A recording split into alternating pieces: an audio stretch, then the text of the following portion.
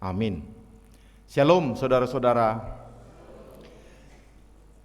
Pada minggu ke-6 setelah Trinitatis hari ini kita disapa oleh firman Tuhan yang tertulis dalam Kejadian 18 ayat 22 sampai dengan ayat yang ke-33. Kejadian 18 ayat 22 sampai dengan ayat yang ke-33. Saya akan membacakannya untuk kita, marilah kita bersama-sama mengikuti firman Tuhan. Demikian firman Tuhan. Lalu berpalinglah orang-orang itu dari situ dan berjalan ke Sodom. Tetapi Abraham masih tetap berdiri di hadapan Tuhan. Abraham datang mendekat dan berkata, "Apakah engkau akan melenyapkan orang benar bersama-sama dengan orang fasik? Bagaimana sekiranya ada 50 orang benar dalam kota itu? Apakah engkau akan melenyapkan tempat itu, dan tidakkah engkau mengampuninya karena ke-50 orang benar yang ada di dalamnya itu?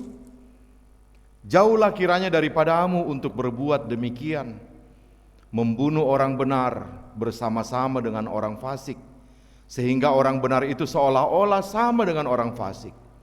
Jauhlah kiranya yang demikian daripadamu. Masakan hakim segenap bumi tidak menghukum dengan adil?" Tuhan berfirman, "Jika kudapati 50 orang benar dalam kota Sodom, aku akan mengampuni seluruh tempat itu karena mereka." Abraham menyahut, "Sesungguhnya aku telah memberanikan diri berkata kepada Tuhan, walaupun aku debu dan abu, sekiranya kurang 5 orang dari ke-50 orang benar itu, apakah engkau akan memusnahkan seluruh kota itu karena yang 5 itu?" Firman-Nya, "Aku tidak memusnahkannya jika kudapati 45 di sana." Lagi Abraham melanjutkan perkataannya kepadanya, "Sekiranya 40 didapati di sana." Firman-Nya, "Aku tidak akan berbuat demikian karena yang 40 itu." Katanya, "Janganlah kiranya Tuhan murka kalau aku berkata sekali lagi, sekiranya 30 didapati di sana." Firman-Nya, "Aku tidak akan berbuat demikian jika kudapati 30 di sana." Katanya, "Sesungguhnya aku telah memberanikan diri berkata kepada Tuhan, sekiranya 20 didapati di sana." Firman-Nya, "Aku tidak akan memusnahkannya karena yang 20 itu." Katanya, "Janganlah kiranya Tuhan murka kalau aku berkata lagi sekali ini saja, sekiranya 10 didapati di sana." Firman-Nya, "Aku tidak akan memusnahkannya karena yang 10 itu." Lalu pergilah Tuhan setelah ia selesai berfirman kepada Abraham, dan kembalilah Abraham ke tempat tinggalnya. Demikian firman Tuhan. Bapak Ibu saudara-saudara, ada sedikit kesulitan bagi kami para pengkhotbah, mungkin ya, gak tahu apakah semua pengkhotbah merasakan yang saya rasakan ini, ketika kita diperhadapkan pada dua hal yang harus kita penuhi. Yang pertama, tema atau topik minggu, dan yang kedua adalah natsnya, gitu ya. Jadi di satu sisi kita harus melihat topik minggunya kemana, tapi di sisi lain kita disuruh untuk menjelaskan natsnya. Bapak Ibu saudara-saudara, topik minggu kita ini berbicara tentang doa. Bagaimana berdoa yang benar. Makanya tadi epistel itu, ingat gak epistel kita apa? Doa Bapa kami ya. Dan malah Yesus mengatakan, jika kamu berdoa, berdoalah demikian atau berdoalah seperti ini gitu ya. Jadi kita diminta berdoa seperti doa Bapa kami. Nanti kita akan lihat apa itu, bagaimana berdoa seperti doa Bapa kami. Tapi di sisi lain saya harus menjelaskan tentang nats ini ya. Permintaan Abraham kepada Allah supaya Sodom, kota Sodom tidak dihukum ya. Masa engkau akan menghukum kota Sodom? Orang yang jahat sih memang banyak, tapi kalau ada 50 orang benar di situ bagaimana? Masa kau tetap hukum? Nanti yang baik itu ya ikut mati. Oh, salah. Kalau 45. Oke, aku nggak mau. Oh, salah lagi. Kalau 40, kalau 30, kalau 20, kalau 10, ya. Tawar-menawar gitu. Ya, maka Bapak Ibu Saudara-saudara, saya mau mengatakan, saya tidak akan banyak berbicara tentang nats ini. Malah saya mau mengatakan minggu ini unik. Kenapa unik? Biasanya epistel itu mendukung nats khotbah, ya. Epistel itu sebagai pendukung nats khotbah. Tapi kalau minggu ini epistel yang utama gitu ya. Doa Bapa kami itulah selalu barometer kita kalau untuk berdoa. Maka nanti kita mengacu kepada doa Bapa kami dan kita lihat bagaimana pelaksanaannya dalam percakapan Abraham dengan Allah. Jadi saya tidak akan spesifik berbicara tentang bagaimana Abraham mensyafati Sodom dan Gomora. Apa artinya 50, 45, 40, 30? Enggak ke sana. Tapi saya ingin mengajak kita melihat prinsip doa. Ada banyak sebenarnya prinsip doa dari doa Bapa kami, tapi saya hanya akan mengutip 3 untuk kita renungkan hari ini. Yang pertama, marilah kalau kita berdoa, mulailah doa kita dengan pengenalan kita akan Tuhan. Doa yang besar kuasanya itu bukan doa yang langsung dalam nama Yesus begini, enggak.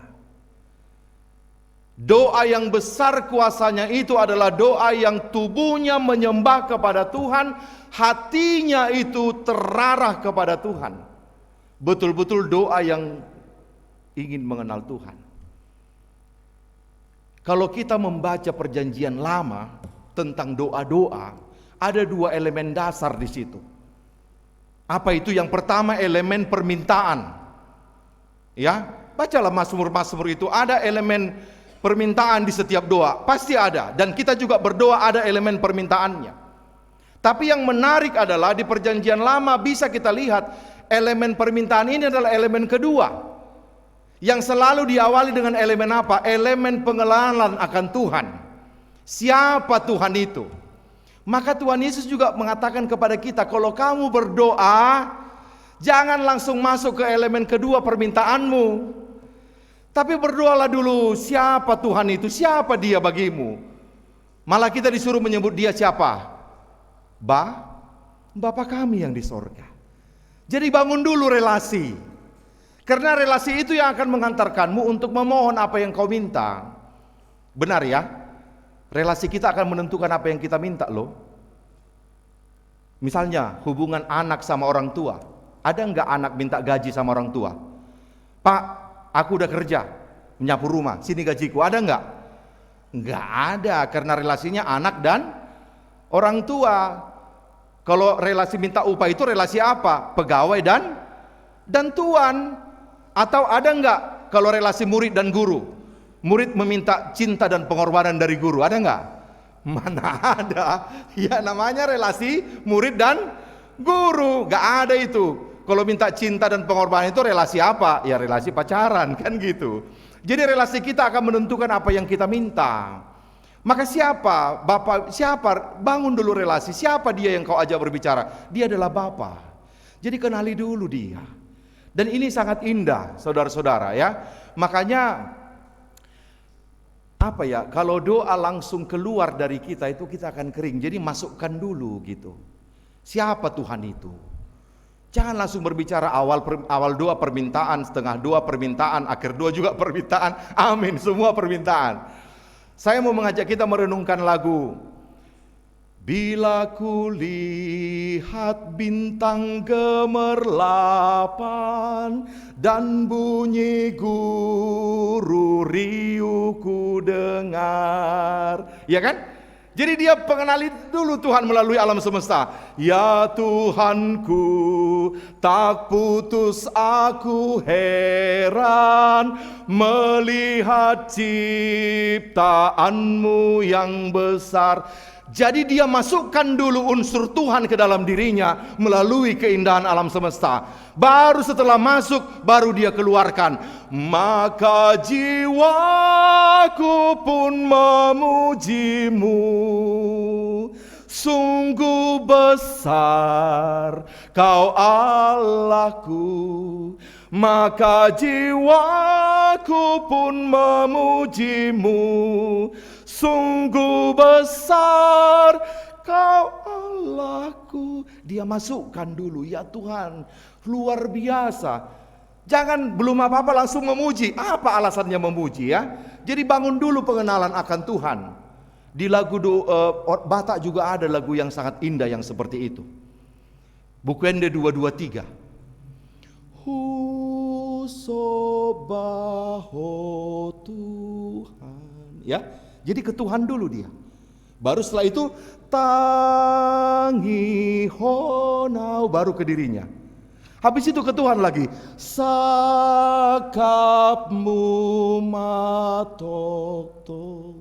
Baru pasau tua.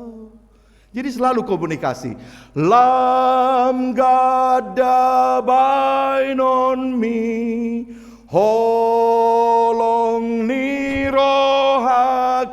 Baru ke bawah lagi. Sailam gadai. Terakhir ditutup. Holong tu. Nah itulah. Jadi selalu terarah kepada Tuhan. Doa Bapa kami seperti itu. Bapa kami yang di sorga, dikuduskanlah namamu. Jadi unsur Tuhan dulu yang diminta. Pengenalan, datanglah kerajaanmu. Jadilah kehendakmu di bumi seperti di sorga. Jadi bangun dulu relasi sama Tuhan. Dan kalau bisa permintaanmu, minta dulu yang berhubungan dengan Tuhan terlebih dahulu. Jangan dulu yang berhubungan dengan dirimu. Itulah yang diperjuangkan Abraham dalam doa ini. Bahkan dia mengatakan apa? Masakan engkau yang maha hakim, yang hakim seluruh bumi, akan mengadili orang seperti ini? Jadi dia mengarah kepada Tuhan. Dan dia nggak langsung bilang apa? Tuhan selamatkan, ada di situ saudaraku Lot. Dia nggak bilang seperti itu. Tapi dia bilang apa? Masakan engkau. Gitu ya. Jadi ini mengarah kepada Tuhan. Masakan engkau. Walaupun itu ada unsur permintaan, tapi tetap masakan engkau akan menghakimi sebuah kota jika ada 50 orang benar di situ. Jadi selalu arahnya kepada Tuhan terlebih dahulu.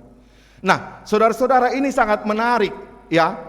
Apa bedanya orang berdoa langsung kepada permintaannya dengan orang berdoa terlebih dahulu dia berbicara tentang siapa Tuhan itu? Contoh. Ini orang yang berdoa langsung ke permintaan. Tuhan, aku baru diputuskan pacarku. Aku kan rajin marguru. Aku rajin ke gereja. Bukannya ada yang salah ku buat. Kenapa dia memutuskan aku? Misalnya begitu ya. Nah ini yang langsung ke permintaannya. Tapi yang kedua, ini terlebih dahulu kepada Tuhan. Tuhan, Engkau adalah Jehovah Jireh. Ini agak-agak menarik. Jadi dia tahu siapa Tuhan itu. Jadi salah satu nama Tuhan itu Jehovah Jireh. Apa arti Jehovah Jireh? Anak berguru, Allah yang mencukupkan, gitu ya. Salah ya. Iya, Allah yang mencukupkan itu Jehovah Jireh. Engkau adalah Allah yang mencukupkan. Jadi dia berbicara tentang Tuhan dulu. Engkau adalah Allah yang mencukupkan. Mencukupkan bukan hanya soal makanan, tapi termasuk soal jodohku. Tapi juga termasuk soal kebutuhan rohaniku. Kadang-kadang kau cukupkan kebutuhan rohaniku bukan hanya dari kesenangan tapi juga dari penderitaan. Dia mulai dengan itu, bayangkan pengenalannya akan Tuhan udah meredakan emosinya 50%. Oh iya ya, Tuhan yang kasih jodoh sama aku rupanya. Dan kadang-kadang dibuatnya jodohku itu jadi mencengkelkan untuk membuat aku lebih dewasa. Akhirnya dia udah lebih bijak untuk meminta. Oh iya ya Tuhan ya. Jadi akhirnya dia minta apa? Ya udahlah Tuhan, buatlah aku bisa menerima keadaan karena aku percaya Kau adalah Jehovah Jireh. Kau akan kasih jodoh yang lain. Yang penting bukan aku yang error ya Tuhan. Yang penting dia dari aku baik-baik aja. Nah ini misalnya. Atau kita berdoa kalau banjir. Ini kan baru-baru selesai banjir ya. Bonang banjir gak? Banjir ya? Oh sama dengan Perumnas ya. Banyak orang langsung, Tuhan kenapa banjir? Kenapa begini? Gitu ya. Tapi ketika kita memulai doa kita dengan pengenalan dulu akan Tuhan, Tuhan, Engkau adalah Allah alam semesta. Engkau yang menciptakan hujan, Engkau juga yang memberikan kemarau matahari. Engkau berikan semuanya untuk kebaikan kami. Sekarang Tuhan, Kau berikan air berlimpah-limpah. Ini pun pasti untuk kebaikan kami. Bayangkan, udah berkurang sedikit kegelisahannya karena dia sudah mengatakan siapa itu Tuhan. Bahwa Tuhan yang mendatangkan air walaupun kadang berlimpah-limpah. Akhirnya dia nggak lagi bersungguh-sungguh. Akhirnya dia mengatakan, oh iya, air yang banyak ini pun untuk kebutuhanku. Akhirnya dia akan lebih wise untuk berbicara kepada Tuhan. Bisa kita mengerti? Iya. Jadi mulailah doamu dengan pengenalan akan Tuhan. Ya kalau supaya kita kenal, ya bacalah Alkitab ya, kita gitu ya. Misalnya kalau kita sakit, katakanlah, Tuhan, Engkau adalah Jehovah Rafa. Apa Jehovah Rafa? Allah Sang Maha Tabib. Engkau adalah Allah sumber kesembuhan. Manusia hanya bisa mengobati, tapi kesembuhan darimu Tuhan. Maka tidak ada yang tidak bisa Kau sembuhkan. Di perjanjian baru di Alkitab, semua orang yang berdoa kepadamu Kau sembuhkan. Maka aku pun pasti Kau sembuhkan. Maka kalaupun sekarang aku belum sembuh, pasti ada kehendakmu untuk kujalani. Inilah doa. Mari kita berdoa seperti ini, kata Tuhan Yesus. Ya, itu prinsip pertama. Jika engkau berdoa, mulailah terarah hatimu kepada Dia. Dan bila perlu, mintalah yang berhubungan dengan Dia dulu. Jangan langsung minta yang berhubungan dengan dirimu. Bapa kami yang di sorga, dikuduskanlah namamu. Datanglah kerajaanmu. Ya, pernah nggak kita berdoa, Tuhan, buatlah supaya kerajaanmu itu, buatlah supaya gereja bisa berdiri. Siapa di sini yang merindukan kalau pendeta khotbah, mau khotbahnya baguslah terus? Siapa? Siapa? Coba angkat tangan. Jangan seperti khotbah pendeta Pasaribu, Tuhan, jangan. Siapa? Oke, kalian mungkin malu untuk tunjuk tangan, tapi saya yakin dalam hatimu engkau merindukan khotbah yang membangun. Tapi pertanyaannya, pernahkah kau berdoa supaya Tuhan memberikan hati yang sungguh-sungguh kepada pengkhotbah? Pernahkah kalian mendoakan kami pengkhotbah ini supaya kerajaan Allah benar-benar bisa diberitakan dengan baik? Pernah enggak? Heado? Nah itulah. Maka berdoalah juga untuk itu. Kita juga diminta berdoa untuk yang berhubungan dengan kerajaan Allah. Jangan langsung kepada permintaanmu, gitu ya. Jadi bangun dulu, itulah prinsip pertama. Susah mengubah kebiasaan, tapi marilah mulai dari pelan-pelan. Makanya saya bilang hanya 3 prinsip yang akan saya sampaikan di sini yang berhubungan dengan nats kita. Abraham juga berdoa, dia tidak langsung mengatakan, Tuhan jangan musnahkan Sodom. Tidak. Masakan engkau adalah hakim, aku hanya abu dan debu. Jadi dimulai dengan pengenalan. Marilah mulai doa kita dengan apa? Pengenalan akan Tuhan. Dan mintalah dulu yang berhubungan dengan Tuhan yang pertama. Yang kedua, prinsip kedua dari doa Bapa kami, ya. Jika engkau berdoa, katanya, coba perhatikan kata apa yang selalu dipakai dalam doa Bapa kami. Kata gantinya, aku atau kami? Kami. Beda dengan pengakuan iman rasuli. Pengakuan iman rasuli dimulai dengan kata aku, gitu ya, karena iman itu berhubungan dengan diri sendiri. Tapi kalau meminta kepada Bapa, itu selalu memakai kata apa? Kami. Dan kitalah kami ini, ya. Dan kita ini semua yang di dalam doa Bapa kami adalah yang kita katakan dengan kami, sama-sama menyebut Bapa kepada satu sosok. Kalau kita sama-sama menyebut Bapa ke satu sosok, berarti kita apa? Kita apa? Saudara. Karena Bapa kita sama, ya. Bapa kami yang di sorga, berilah kami pada hari makanan kami yang secukupnya.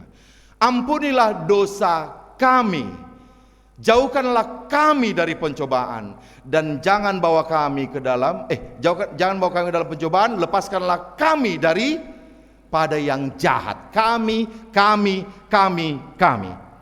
Saudara-saudara, doa Bapa kami ini mencoba untuk mengikis pelan-pelan ego kita.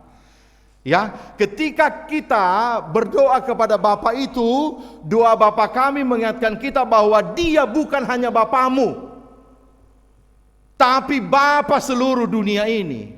Bapa bersama. maka cobalah juga untuk tidak hanya memikirkan doamu saja, untuk kepentinganmu saja dalam doamu. Karena dia Bapamu bukan guru lesmu privat yang cuma perhatian samamu, tapi juga dia memperhatikan kepentingan semua. Ini menarik untuk kita renungkan. Bayangkan kalau Naposo Bulung atau remaja Bonang Indah mau bertanding sepak bola sama remaja Kaudia Tangerang. Remaja Bonang Indah menyuruh pendetanya berdoa, remajanya Kaudia menyuruh pendetanya berdoa. Doanya pendeta Bonang apa? Tuhan, buat kami menang. Doanya pendeta Kaudia apa? Tuhan, buat kami menang. Aina buat. Gitu maksudnya, ngerti ya? Iya. Maka doa Bapa kami mengajarkan kita prinsip kedua. Tuhan itu nggak hanya mengurusimu loh. Tuhan itu nggak spesifik ada untuk dirimu. Maka cobalah, misalnya gini ya, kita mau pulang. Tuhan, aku udah mau pulang bentar lagi, jangan buat hujan. Gitu ya. Emang hujan itu hanya untukmu? Emang Tuhan itu ada hanya untuk melayanimu? Baru nanti kau bilang, tapi Tuhan jam 11 nanti buatlah hujan biar enak aku tidur. Enak banget.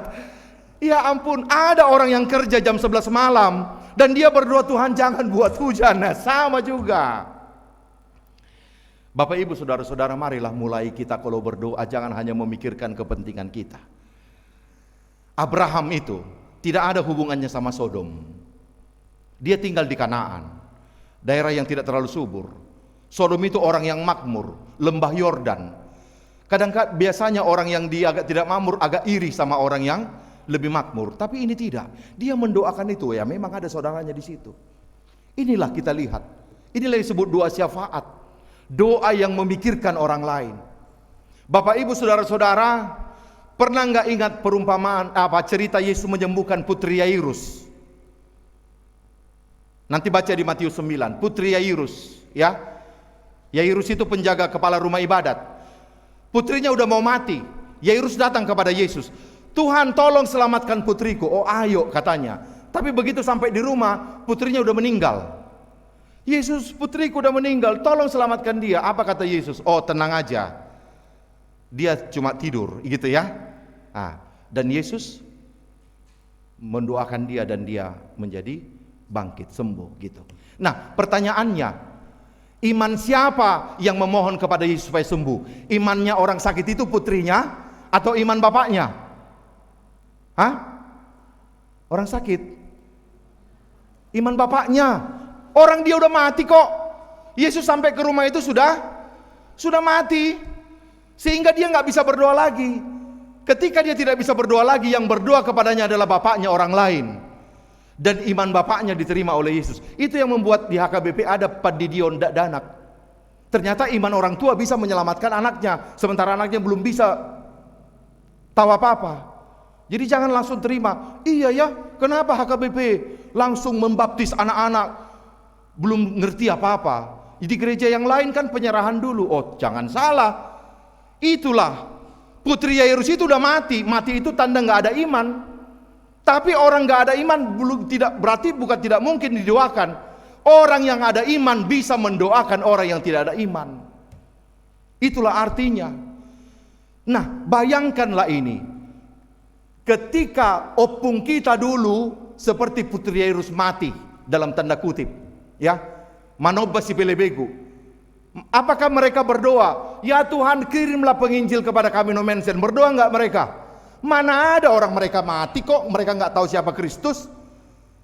Tapi ada orang yang berdoa untuk orang-orang suku-suku di pedalaman yang imannya masih mati dan tidak mungkin berdoa. Orang inilah yang mangodihon halakon. Berdoa syafaat untuk suku Batak. Akhirnya Tuhan mengutus no mensen ke suku Batak. Maka itu juga katanya, doakanlah temanmu yang mungkin imannya lagi lemah, atau mungkin dia lagi sakit kanker dan dia sudah letih berdoa, akhirnya dia sudah malas berdoa. Sekarang giliranmu mendoakan dia.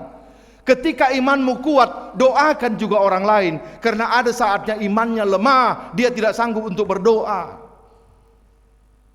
Makanya ketika Tuhan Yesus menyuruh kita berdoa dengan kata kami, Berikanlah kami pada hari ini makanan kami yang secukupnya. Itu artinya Tuhan mau mengatakan apa? Berarti bukan hanya makananmu yang kau doakan, doakan juga makanan orang lain.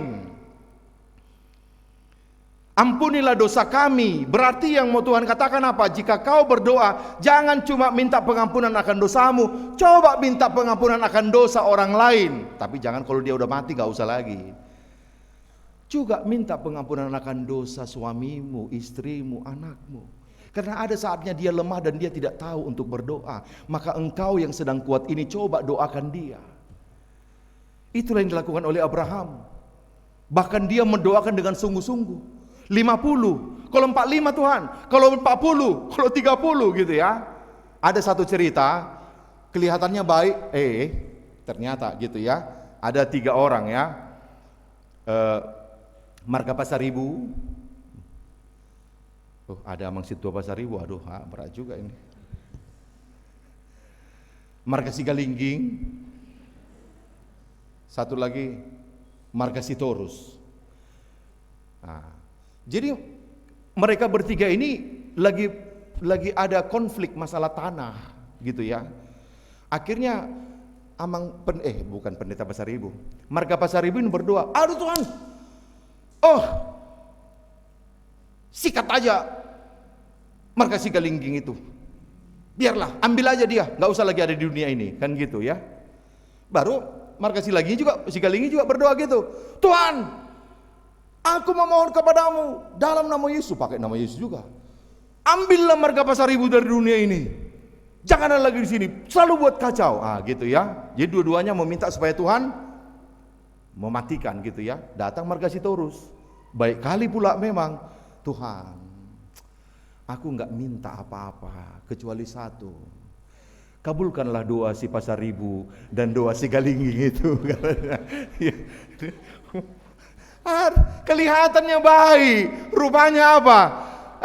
Mangal tungadol dotong. Kabulkanlah doa orang itu, katanya apa? Biar matilah, mati nah dua nih. Jadi kesannya baik, artinya ya aduh, rupanya ngeri kali juga ya.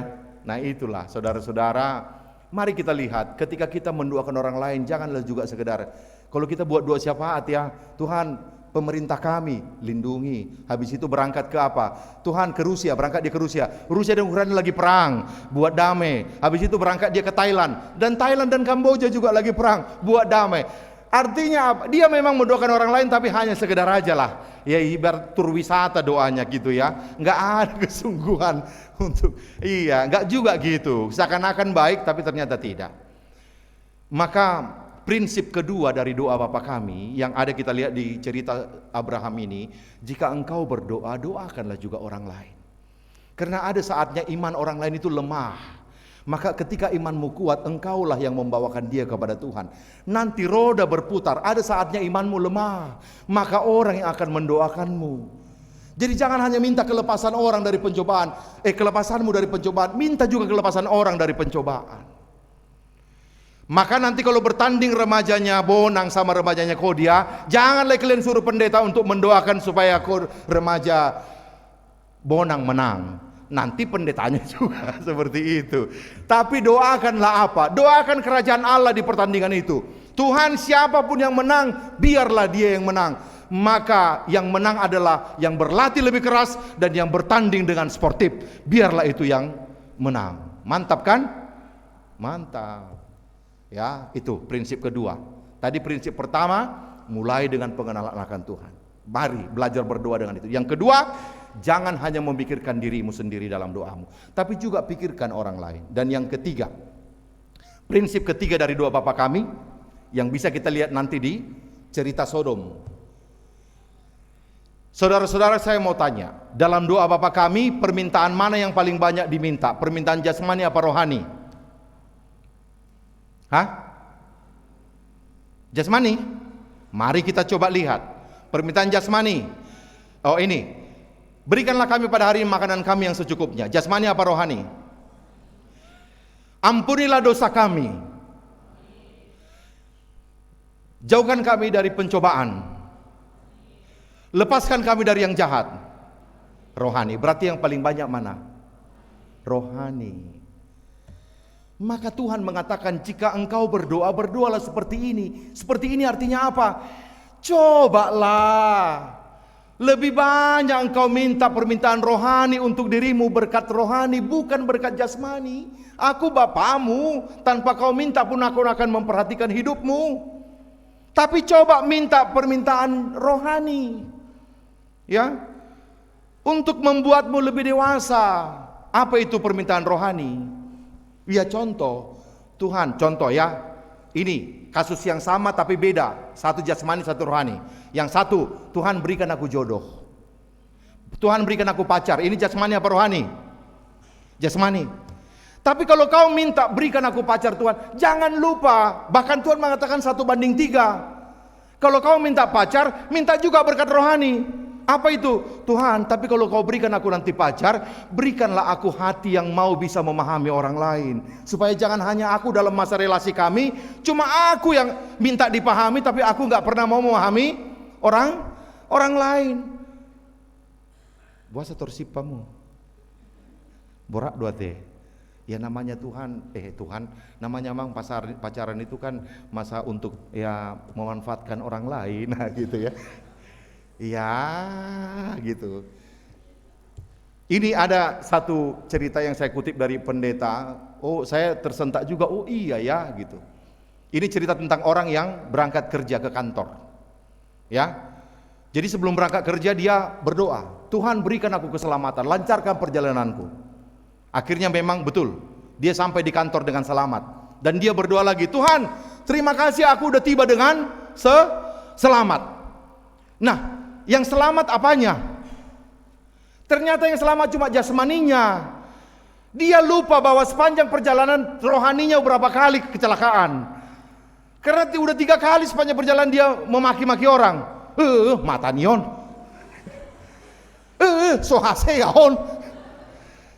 Berapa kali dia maki-maki orang sampai rohaninya sakit. Tapi sampai di kantor yang dia bilang selamat apa? Cuma jasmaninya, makanya dia bilang selamat, rohaninya lagi kacau lagi. Iya. Inilah kita sering sekali yang kita minta itu hanya berkat jasmani. Padahal Tuhan di Efesus 2 mengatakan Tuhan yang di sorga menyediakan berkat-berkat rohani. Maka doa topik minggu kita doa meminta keselamatan. Kita hubungkan kepada doa Bapa kami dan kita hubungkan ke cerita Abraham. Keselamatan yang kita minta kepada Tuhan lebih banyak. Mintalah keselamatan rohanimu. Tuhan sudah segini umurku tapi aku tetap egois. Aku memang punya banyak uang, aku memang punya jabatan, tapi aku masih kekanak-kanakan. Tuhan tolong aku untuk bisa memahami orang lain. Ini yang terjadi kepada orang di Sodom. Mereka sudah mau dihukum Tuhan.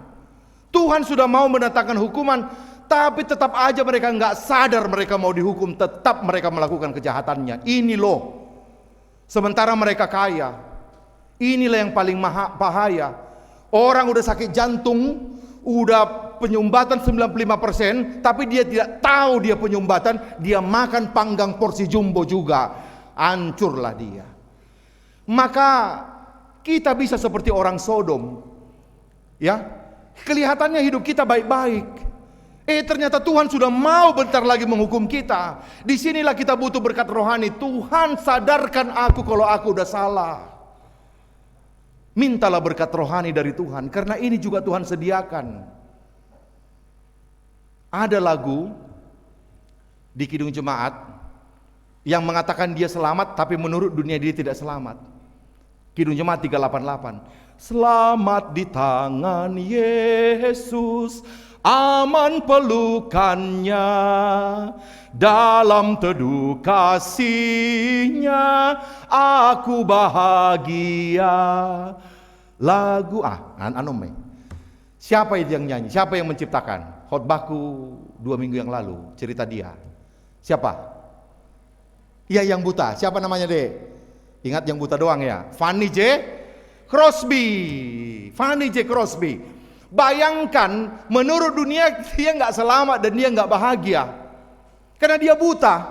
Bagaimana orang buta bisa bahagia, bisa selamat? Tapi dia justru mengatakan apa? Oh tidak, walaupun aku buta secara fisik, tapi aku selamat secara rohani dan aku bahagia. Makanya dia ciptakan lagu, ku berbahagia, yakin teguh. Kalian yang bisa melihat itu, malah kalian yang saya sering dengar stres. Saya yang buta ini malah mengatakan, ku berbahagia. Banyak orang menawarkan donor sama saya, tapi saya tidak mau. Supaya apa? Kalaupun nanti aku bisa melihat, yang pertama aku lihat adalah Yesus Kristus, maka biar aku buta. Bayangkan, secara dunia tidak selamat, tapi secara rohani dialah orang yang selamat. Maka mintalah kualitas seperti ini. Jika engkau berdoa, jangan cuma minta kesehatan fisikmu, jangan cuma minta kenaikan pangkatmu, tapi mintalah apa? Mintalah berkat rohani dari Tuhan, keselamatan rohanimu. Ajarkan aku Tuhan untuk bisa lebih mengerti firman-Mu. Ajarkan aku Tuhan untuk bisa lebih mengerti perasaan orang lain. Ajarkan aku Tuhan untuk bisa melihat-Mu semakin dekat. Ajarkan aku Tuhan untuk bisa mendengar-Mu semakin baik. Ajarkan aku Tuhan untuk semakin dekat kepadamu. Supaya kapanpun Tuhan menjemput aku dari dunia ini, Tuhan akan mendapati aku setia. Di mana itu? Di mana itu? Selidiki aku, ya itu kan, telah kulihat perbuatanmu yang tak pernah habis di hidupku. Ku berjuang sampai akhirnya kau dapati aku tetap setia. Inilah berkat rohani Tuhan. Maka kapanpun kita berdoa, doakanlah, buat aku Tuhan, kapanpun kau datang untuk menjemputku, biarlah kau mendapati aku setia. Itulah 3 prinsip yang kita pelajari dari doa Bapa kami. Mari kita coba praktekkan dalam doa kita sehari-hari. Tuhan memberkati. Amin. Terima kasih Bapa untuk firman-Mu. Sungguh Engkau menegur kami yang sering berdoa tapi hanya satu elemen permintaan saja. Tapi melalui doa Bapa kami dan melalui kisah Abraham, kami diingatkan agar kami berdoa dalam pengenalan akan Allah, meminta terlebih dahulu yang berhubungan dengan Allah. Dan kalaupun kami berdoa, tidak hanya mementingkan diri kami, tapi kami bersyafaat untuk orang lain. Karena ada saatnya iman orang lemah, butuh topangan kami. Dan kalaupun kami berdoa, agar kami tidak hanya meminta jasmani saja, tapi kami juga harus meminta rohani. Dan harus lebih banyak kami menggumulkan kerohanian kami. Maka tolong kami Tuhan, untuk tidak hanya mendengarkan firman-Mu, tapi mempraktikkannya dalam kehidupan doa kami, agar kami semakin dekat kepadamu. Dalam nama Yesus kami berdoa. Amin. Mari kita mengumpulkan persembahan sambil bernyanyi.